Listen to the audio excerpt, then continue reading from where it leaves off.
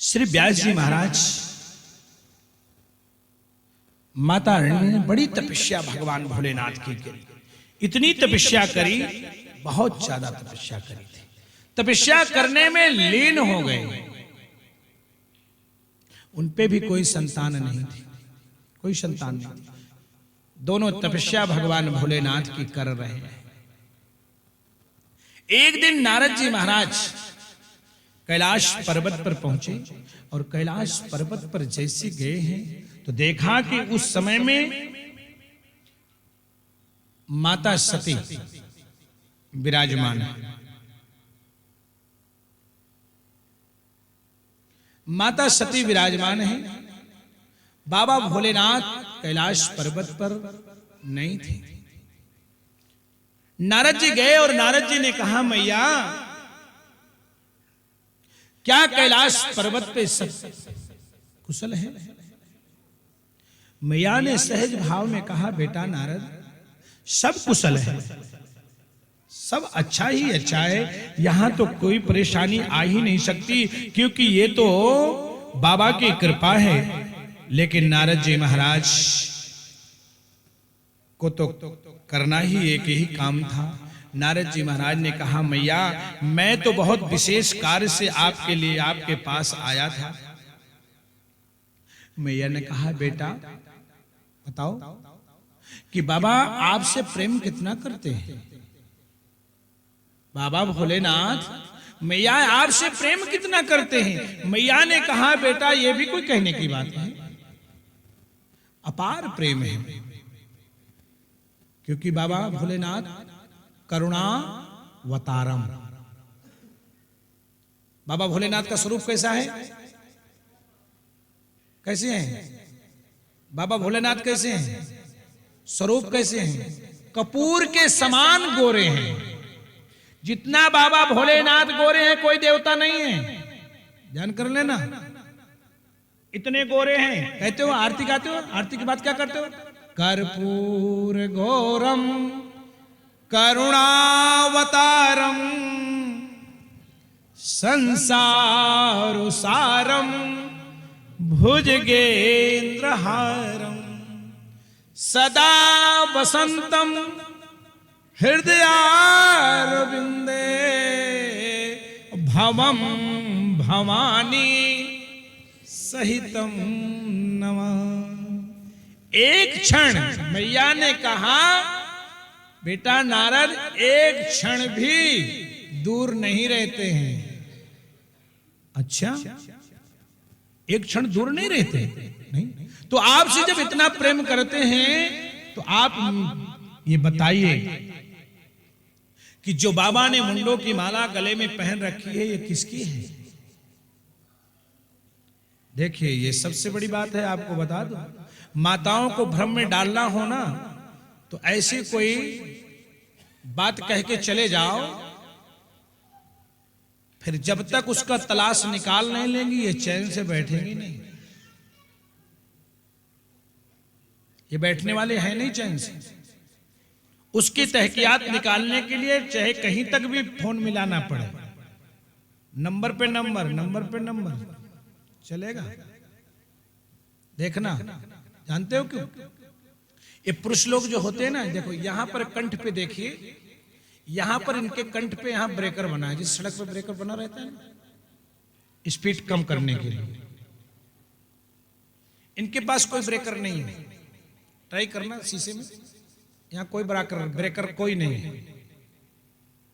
जो भी बातें होती है ना इनके पास हजम बिल्कुल नहीं होती है, वो सीधा पेट में, और पेट में आई हुई चीज कभी रुकती नहीं है। इसलिए इनको कहा जाता है औरतें, औरतें फिर औरतें फिर औरतें। एक बात को इतनी दूर फैला देंगे कि इसको फैलाने में विलंब, और देखो कहेंगे भी और कहने के बाद कहेंगे, बहन देख तुझे मेरी कसम है, बिल्कुल उससे न कह दिए। अब बताओ, और तीसरी वाली उससे भली, देख उसने बेचारी ने बहुत कसम दिलवाई पर मैं तुझे कह रही हूं। मैं कह तो रही हूं, उसने बहुत कसम दिलवाई। उसे पता चल गया तो देख मेरी झगड़ा हो जाएगी। बताओ हिम्मती कितना कि झगड़ा हो जाएगा फिर भी कहेंगे मानेंगे नहीं। नारद जी महाराज ने कह दिया मैया ये जो मुंडों की माला है ना ये कहां से आई। बस मैया के दिमाग में डाल करके नारद जी ने कहा अच्छा मैया हम चलें, क्योंकि बाबा का आने का समय हो चुका था। और जैसे बाबा भोलेनाथ आगमन करते हैं, मैया ने कहा बात तो बिल्कुल सत्य है, इतने दिन सारी बातें मेरे से कही, लेकिन ये जो गले में मुंडों की माला है ना इसकी चर्चा कभी नहीं करी है, कभी नहीं करी। और बस मैया का मूड खराब हो गया। और जैसे बाबा भोलेनाथ आते हैं कैलाश पर्वत पर ना, सूर्य महाराज कहते हैं कि सनकादि ऋषि मैया इस अवस्था में बैठी हुई थी मानो क्रोध से। बाबा भोलेनाथ ने कहा देवी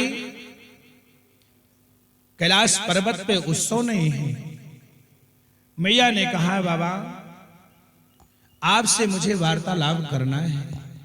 हाँ देवी बताओ क्या पूछना है। आप ये बताइए कि आप मेरे से कितनी बातें झूठ बोलते हैं।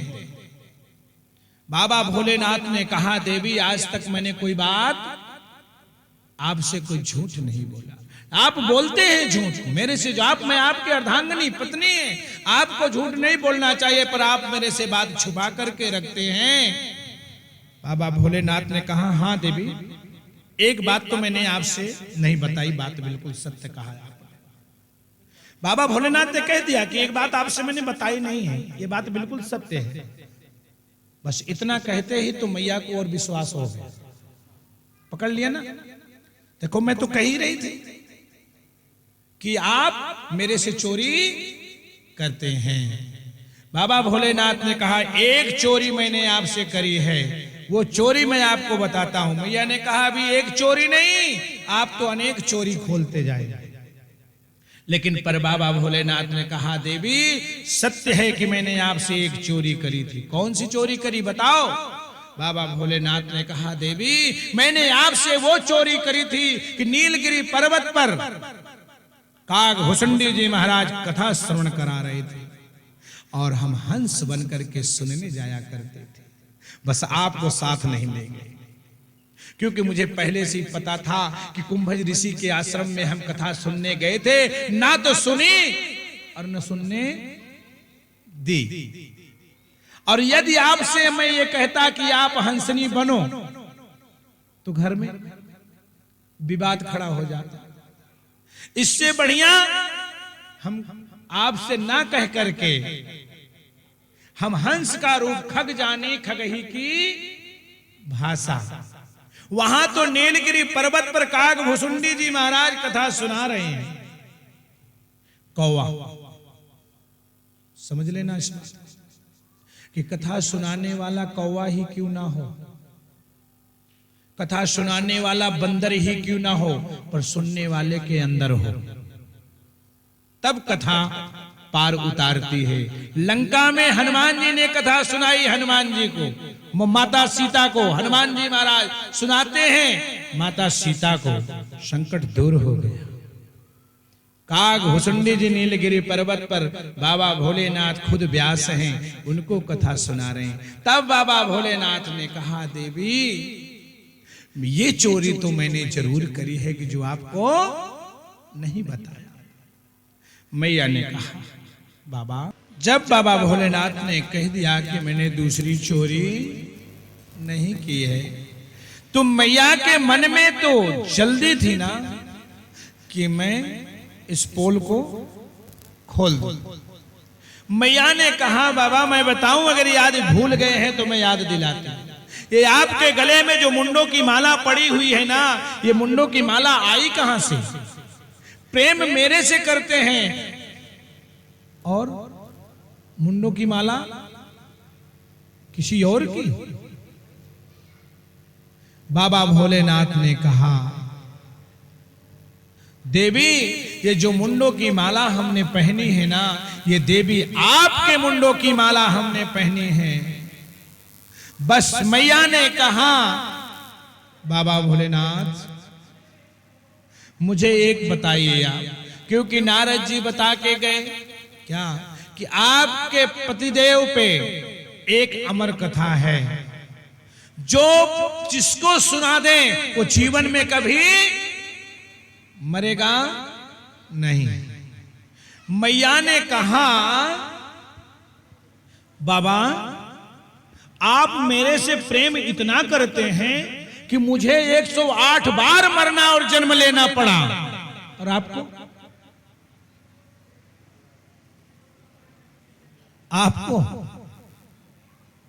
अगर मेरे से प्रेम करते तो क्या मुझे मरना पड़ता? मुझे 108 बार जन्म लेना पड़ा और फिर मरना पड़ा, फिर जन्म लेना पड़ा, और आपको एक बार भी नहीं। कैसा प्रेम है?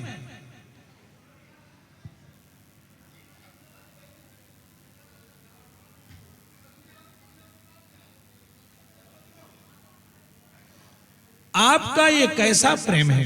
कुछ नहीं, आपका ये कैसा प्रेम है? तब बाबा भोलेनाथ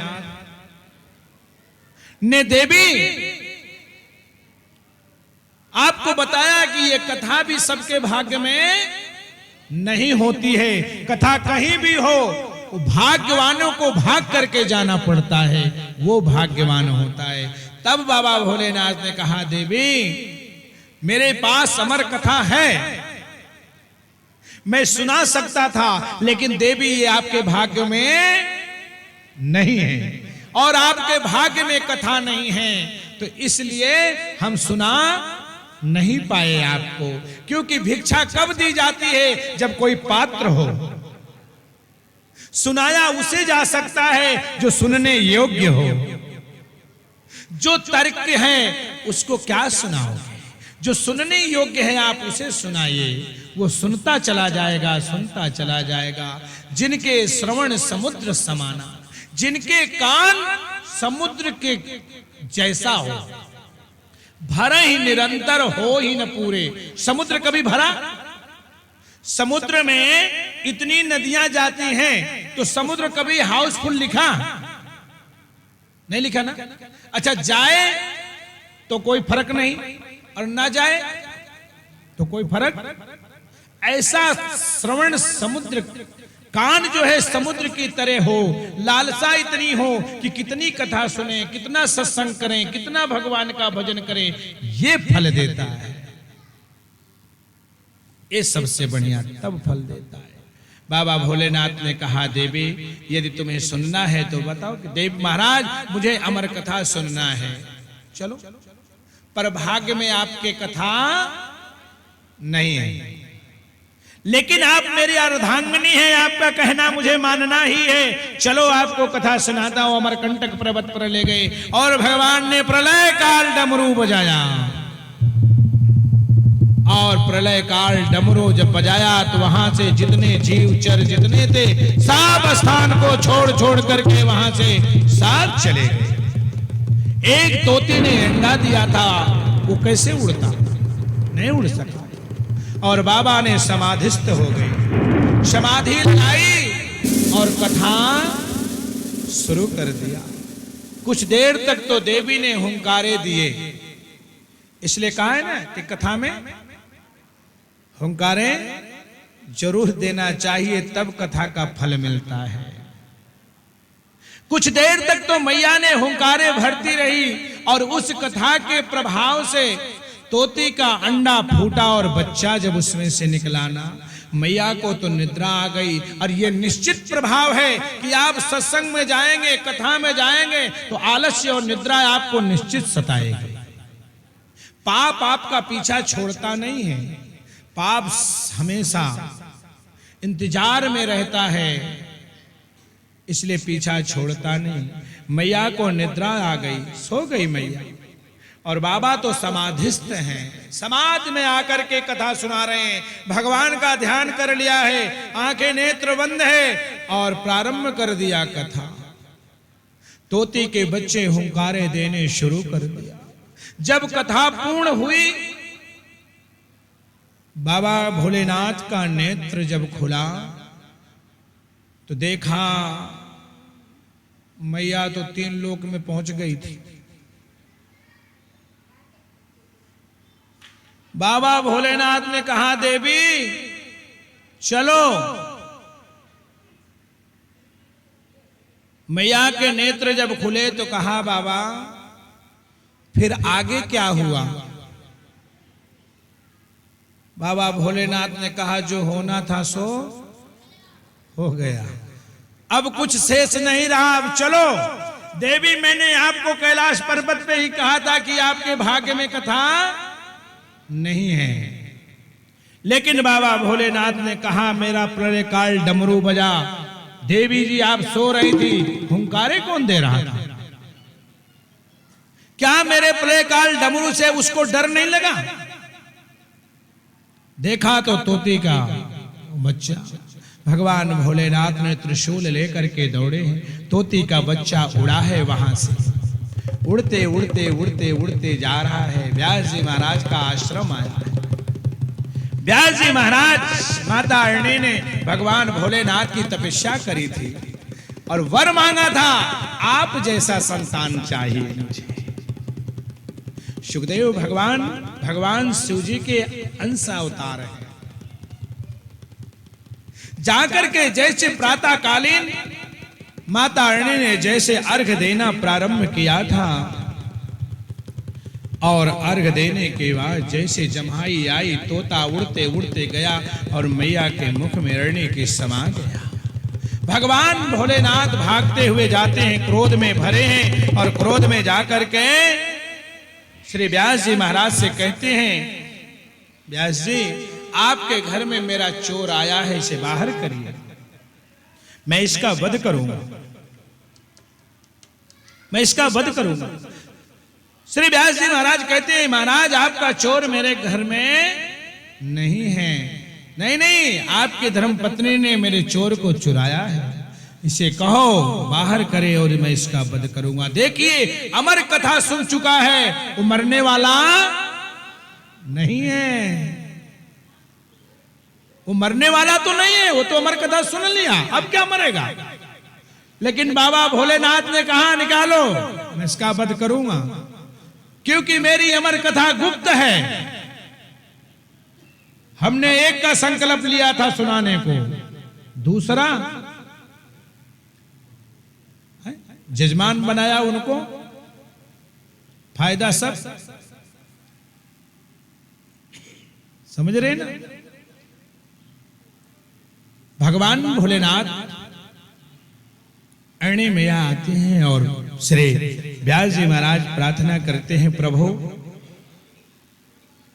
बस अब तो जो कुछ है ना, भोलेनाथ ने वरदान दे दिया, क्योंकि जो वरदान दिया था बाबा भोलेनाथ ने उसको स्मरण करा करके कहा बाबा आपने मुझे वरदान दिया है, मेरे जैसा ही पुत्र होगा, बस अब जो कुछ है ना बस इसे ही हम स्वीकार कर लेंगे। और श्री व्यास जी महाराज अपने मन में यही विचार कर लिया कि इतने दिन की तपस्या का फल हमको आज मिल गया। इतने दिन से हमने जो तपस्या किया था ना, वो तपस्या का फल आज हमको प्राप्त हो गया कि सिर पर सीताराम फिकर फिर क्या करना, सिर पर सीताराम फिकर फिर क्या करना, सिर पर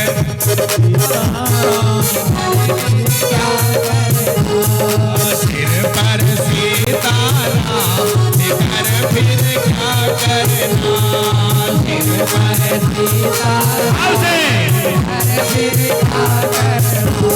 फिकर फिर क्या करना, फिकर फिर क्या करना, फिकर फिर क्या करना, फिकर फिर क्या करना, फिकर फिर क्या करना, सिर पर सीताराम फिकर फिर क्या करना, सिर पर सीताराम फिकर फिर क्या करना।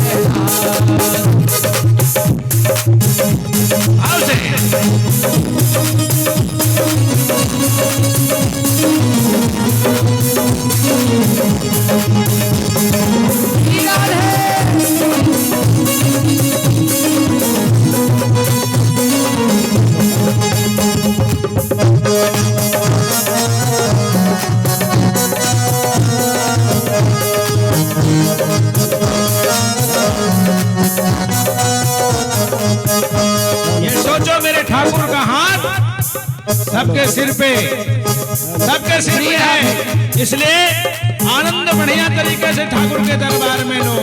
सिर पर सीताराम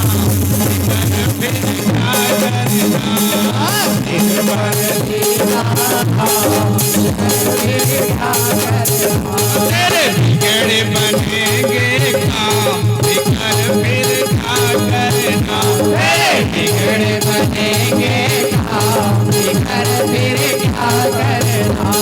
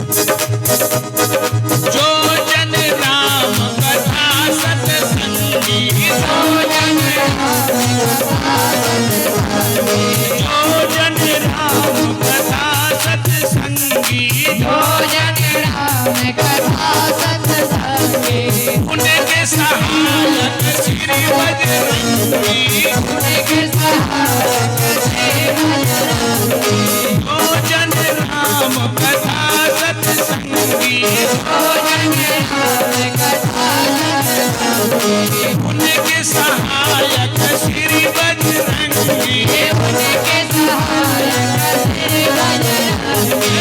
तुलित बढ़ गए कर फिर क्या करना, तुलित बढ़ गए कर फिर क्या करना, फिर क्या करना, कर फिर क्या करना, कर फिर क्या करना, कर फिर क्या करना। सिर पर सीता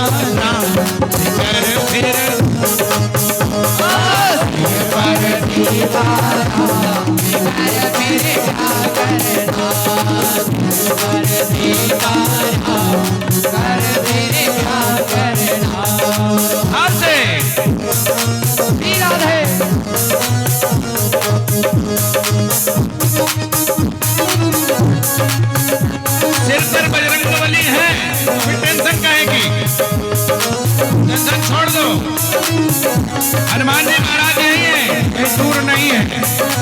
तो जब रक्षक हनुमान जी है तो फिर कौन क्या करेगा हमारा।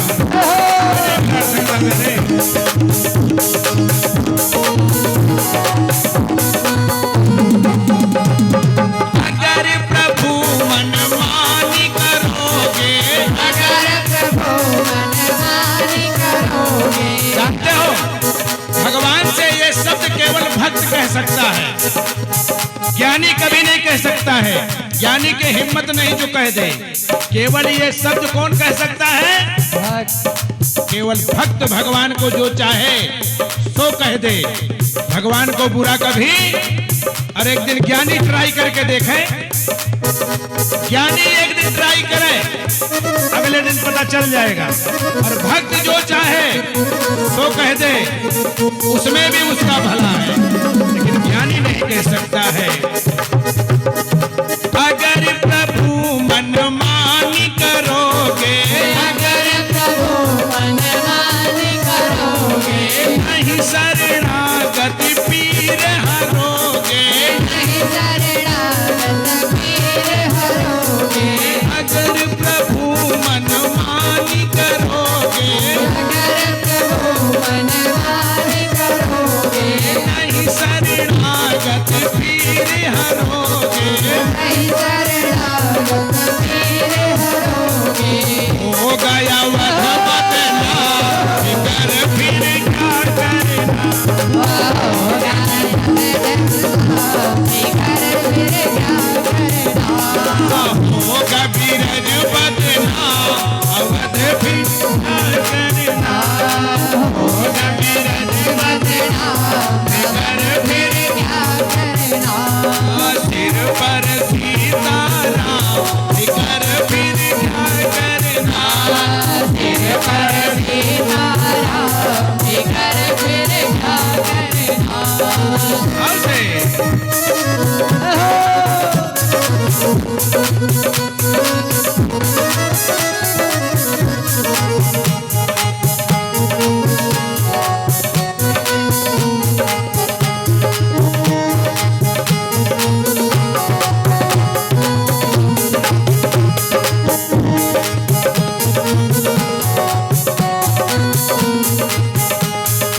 अब भक्तों ना आह भरो तुम, अब भक्तों ना आह भरो तुम, अब भगवान भरो तुम। नहीं व्यर्थ परवाह करो तुम, नहीं व्यर्थ परवाह करो तुम। नहीं व्यर्थ परवाह करो तुम। नहीं व्यर्थ परवाह करो तुम। रटो राम जी का नाम, फिर क्या करना। रटो राम जी का नाम, बिगर फिर क्या करना। फिर क्या करना। बिगर फिर क्या करना। फिर क्या करना। बिगर फिर क्या करना। सिर पर सीताराम, फिर क्या करना। सिर पर सीताराम, फिर क्या करना। सिर पर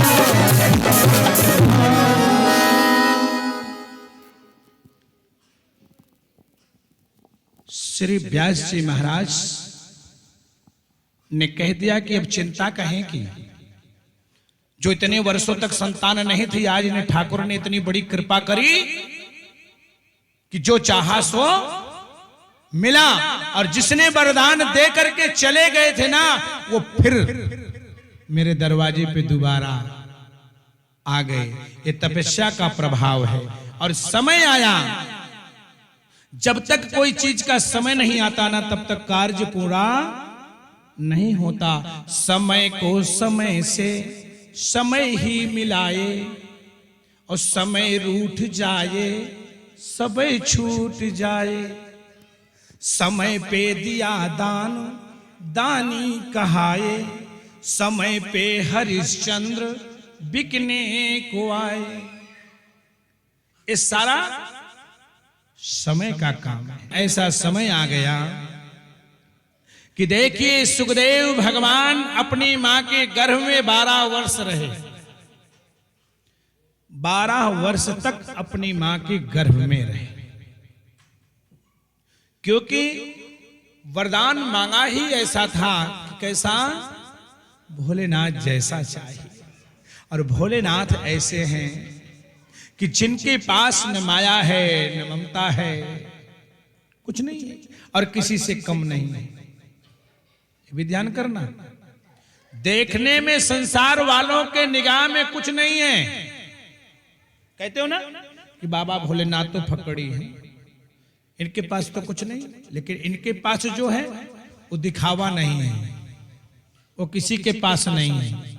जो बाबा के पास है वो किसी के पास नहीं है। इसलिए कहा जाता है कि भोजन, भजन, धन और स्त्री, ये पर्दे के पीछे, पर्दे के आगे नहीं, पर्दे के पीछे होना चाहिए। बाबा के पास सब कुछ है, ऐसा नहीं कुछ नहीं है कि कैलाश पर्वत पे उन्होंने राजमहल नहीं बनवाया तो कुछ नहीं है, सब है।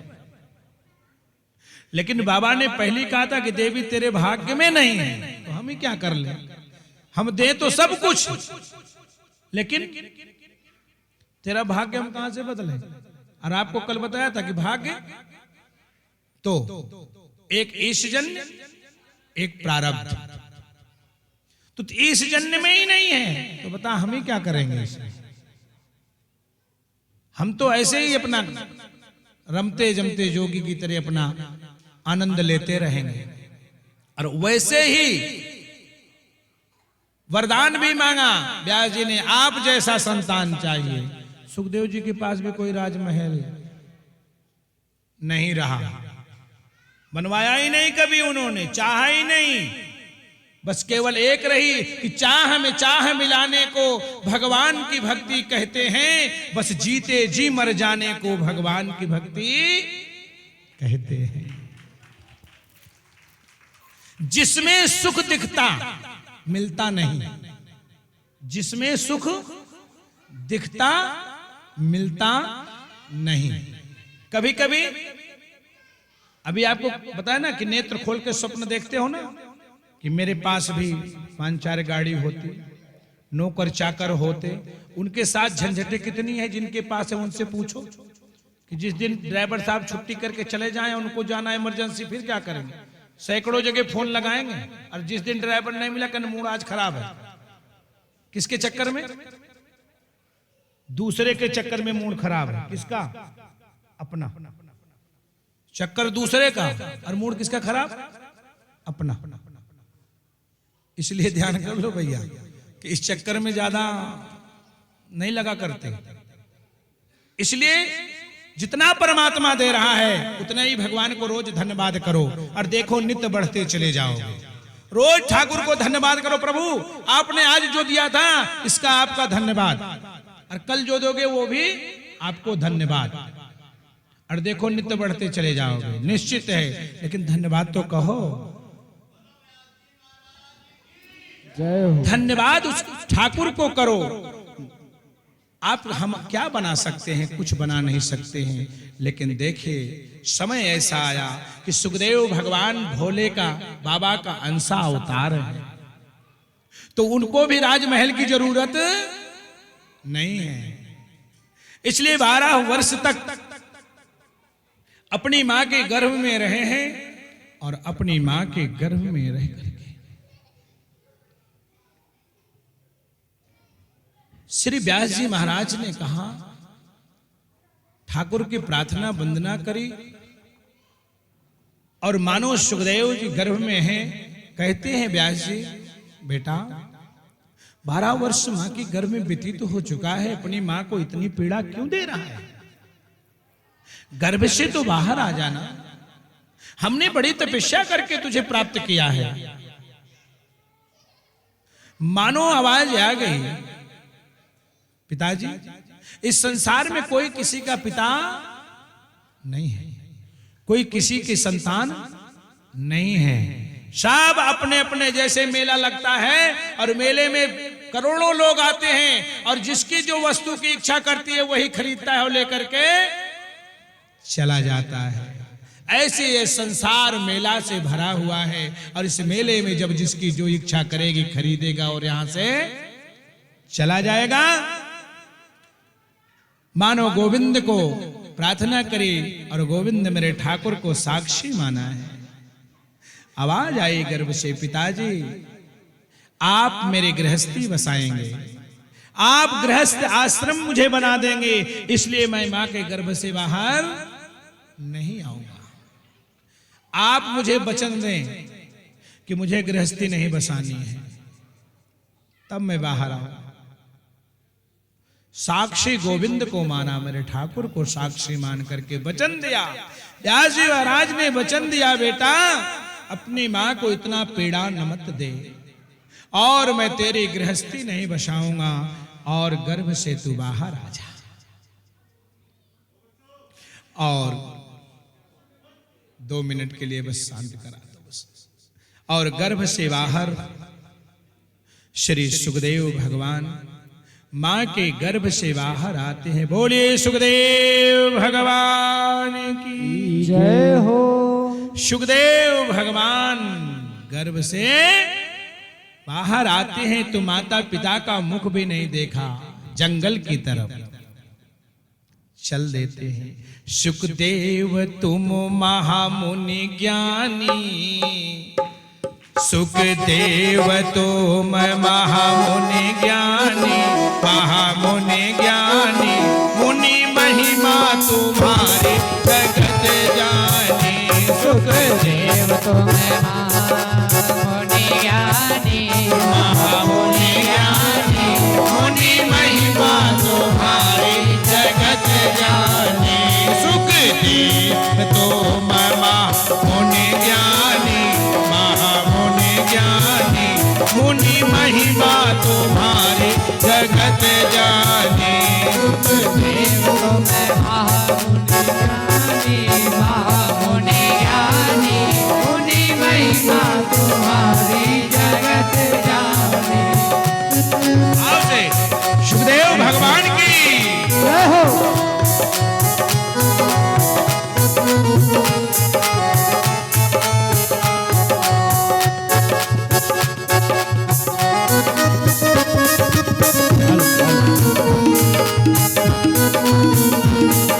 श्री राधे।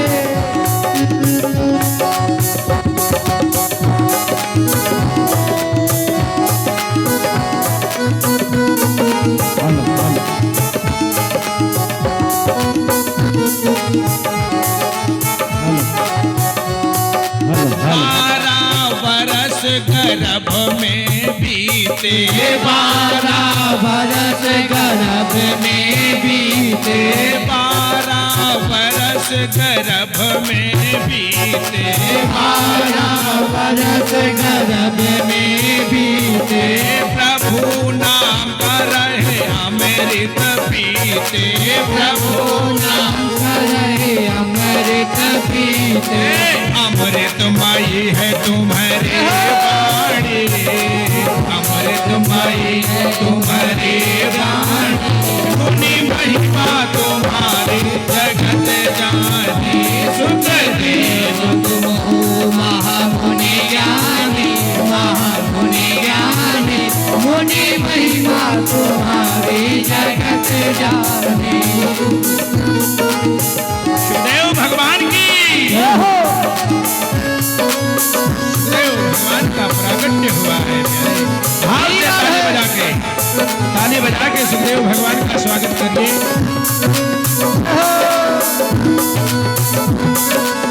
श्री राधे।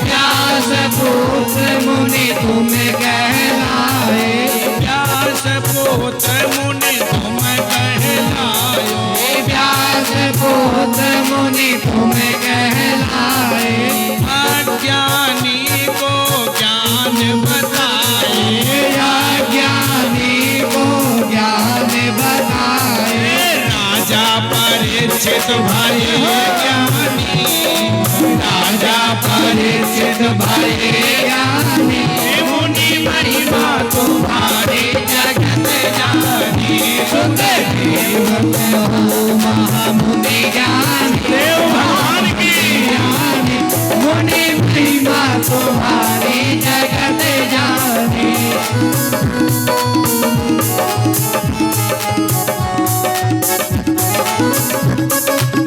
देव भगवान की जय हो।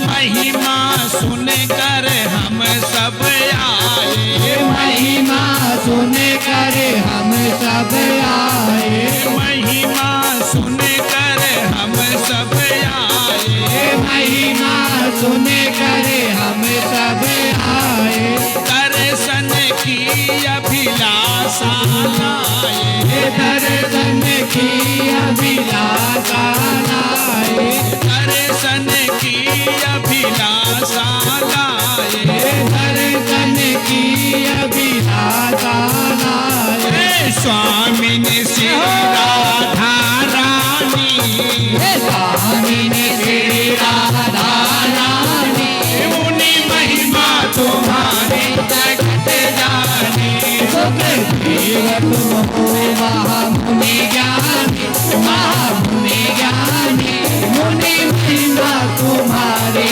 जगत जानी, सुखदेव तुम महामुनि ज्ञानी, महामुनि ज्ञानी, मुनि महिमा तुम्हारी जगत जानी, सुखदेव महामुनि ज्ञानी, महामुनि ज्ञानी, मुनि महिमा तुम्हारी जगत जानी, मुनि महिमा तुम्हारी जगत जानी, मुनि महिमा तुम्हारी जगत जानी। और ये सुखदेव भगवान की जय हो। सुखदेव भगवान का प्रागट्य हुआ है और श्री सुखदेव भगवान प्रागट्य होते ही वन की ओर चले गए हैं। सुखदेव भगवान ने जो राजा परीक्षित जी को कथा सुनाई है, उस कथा में राधा रानी जी का नाम नहीं लिया। जो भागवत जी व्यास जी ने लिखी है ना, व्यास जी के मुख से जो बोला गया है उसमें राधा जी का नाम है, लेकिन सुखदेव भगवान ने जो परीक्षित जी को कथा सुनाई ना, उसमें राधा रानी का नाम, क्योंकि बड़े बेटे का नाम, अपने गुरु का नाम, और घर में जो अपने से बड़ा है ना, पति का नाम, इनका नाम लेना नहीं चाहिए। आयु घटती है, नाम नहीं लेना चाहिए, पुकारना नहीं चाहिए। सुखदेव भगवान ने अपने गुरु राधा रानी का नाम लिया नहीं है। राजा परीक्षित जी को गुरुदेव का नाम लेकर सुनाया ही नहीं कथा। राजा सुखदेव भगवान ने राधा रानी जी का नाम नहीं लिया, और सुखदेव भगवान राधा रानी जी को अपना चाहिए। ध्यान रखना, सुखदेव भगवान ने भी अपने गुरुदेव का नाम नहीं लिया है। सुखदेव भगवान ने दो जगह, एक राधा रानी जी को अपना गुरु माना है और दूसरा राजा जनक जी को अपना गुरु माना, तीसरा किसी को नहीं माना है। राजा जनक जी को भी अपना गुरु माना है सुखदेव भगवान ने।